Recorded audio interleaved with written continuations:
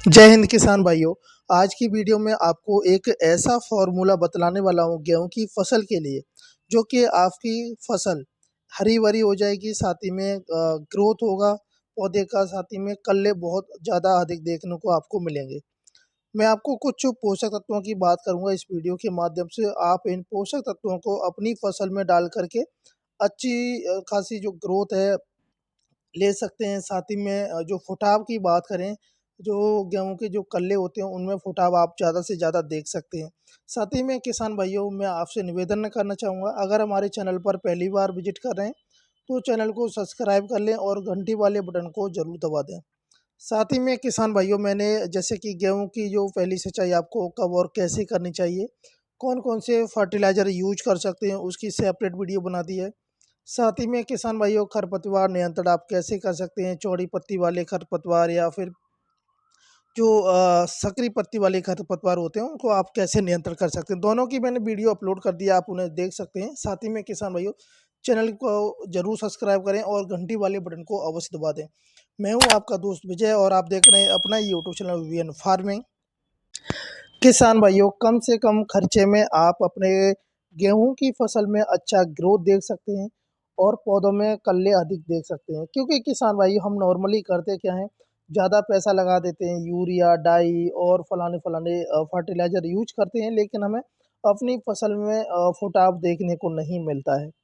जैसे कि अगर आपने कुछ रासायनिक खादों को पहली सिंचाई करने से पहले अगर अपनी खेत में नहीं डाल पाए, तो आप सेकंड सिंचाई के बाद डाल सकते हैं। लेकिन किसान भाइयों, आपको अपनी फसल की सिचुएशन देखनी है, आपकी फसल क्या चाहती है।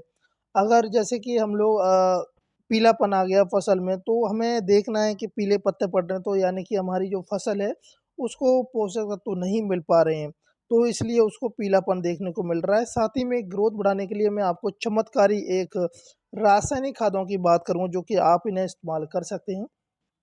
साथ ही में किसान भाइयों, जैसे कि अगर आपने पहली सिंचाई हल्की सी की थी और सेकंड सिंचाई से आपने काफ़ी अच्छी कर दी है, उसके बाद में आपको अपनी फसल में अगर ग्रोथ नहीं देखने को मिल रहा है, जैसे कि जो गेहूं का जो मुख्य कारण है, जो ग्रोथ ऑटोमेटिकली बढ़ता है 25 दिनों से स्टार्ट हो जाता है। यानी कि जो आप पहली सिंचाई कर देते हैं उसके बाद में फुटाव देखने को मिल जाता है और 50 से 55 दिनों तक फुटाव पौधा देता है।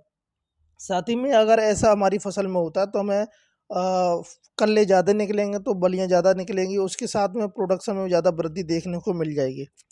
किसान भाइयों, मैं आपको कुछ रासायनिक खाद बताने वाला हूं, जो कि आप पेन और कॉपी से लिख भी सकते हैं।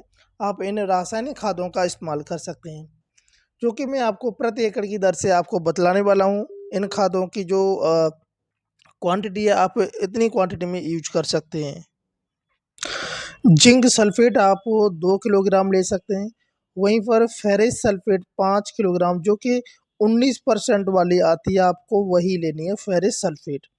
मैग्नीशियम सल्फेट 5 किलोग्राम, वहीं पर आप मैग्नीज सल्फेट 1 किलोग्राम और बोरोन 200 से 300 ग्राम प्रति एकड़ की दर से आप ले करके अपने खेत में डाल सकते हैं। साथ ही में किसान भाइयों, हम नॉर्मली करते क्या हैं, केवल यूरिया का प्रयोग करते हैं, जिससे हमारी जो फसल में फुटाव देखने को नहीं मिलता है। यूरिया के साथ में किसान भाइयों, इन खादों का मिश्रण करके अगर आप डालते हैं तो काफ़ी अच्छा रहता है, जो कि आपको यूरिया की जो प्रति एकड़ की जो आपको क्वांटिटी रखनी है, 30 से 35 किलोग्राम आपको प्रति एकड़ में यूरिया डालना है। तो और जो मैंने आपको 5 खाद बताएँ उनका मिश्रण करके अगर आप डालते हैं तो आपको 10 से 12 दिनों में रिजल्ट देखने को मिल जाएगा।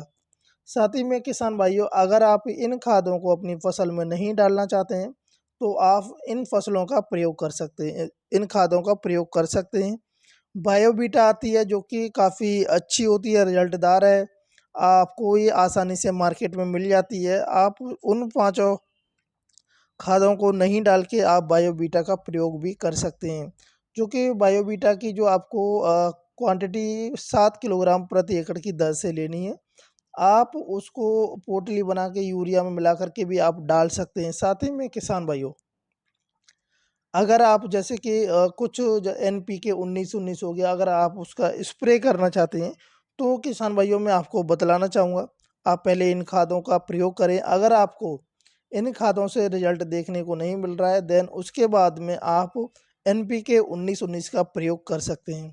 क्योंकि किसान भाइयों, जब हमारी फसल को पोषक तत्व मिल जाएँगे, उसके बाद में ऑटोमैटिकली कल्ले और फुटाव अधिक ज़्यादा देखने को मिलेंगे।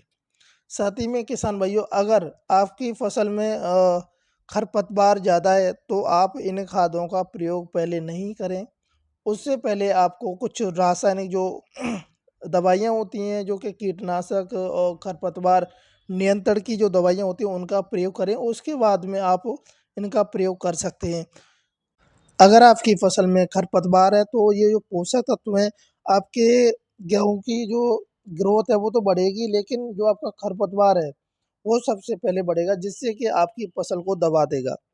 आपकी फसल का ग्रोथ रुक जाएगा। तो सबसे पहले आप खरपतवार के पर नियंत्रण करेंगे, उसके बाद में आप इन खादों का प्रयोग करेंगे। किसान भाइयों, मैं आशा करता हूँ अगर आपको हमारी वीडियो अच्छी लगी तो वीडियो को लाइक कर दें और शेयर कर दें। चैनल पर अगर पहली बार विजिट कर रहे हैं तो चैनल को ज़रूर सब्सक्राइब करें। जय हिंद, जय भारत, जय किसान।